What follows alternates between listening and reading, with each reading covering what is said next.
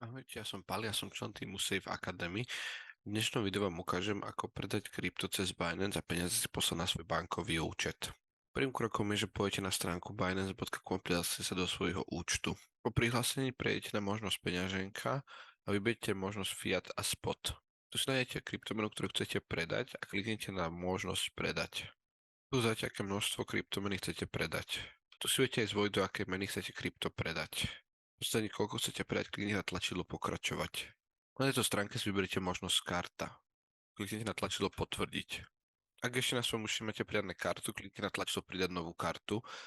Zadáte údaje karty, ktoré k účtu, na ktorý chcete poslať peniaze za predané krypto. Po pridaní karty vyberete túto kartu a kliknite na tlačidlo potvrdiť. A kliknite znova na potvrdiť. Tu vám už iba vyskočí notifikácia, že si máte aktualizovať svoju službu Fiat. Kliknite na tlačidlo začať teraz. Začnite, že súhlasíte a kliknite na tlačidlo začať. Iba kliknite, že súhlasíte so vzdelaním vyššie uvedených informácií a kliknite na tlačidlo potvrdiť. To vám už iba ukáže, že je aktivované a stlačíte tlačidlo OK. Na tejto stránku už iba potvrdíte objednávku, kliknite na tlačidlo potvrdiť. Kliknite na tlačidlo potvrdiť, predáte svoju danú kryptomenu a peniaze za ňu vám prídu na účet. A toto je spôsob, ako predať kryptomeny cez Binance a peniaze za ne si poslať na bankový účet.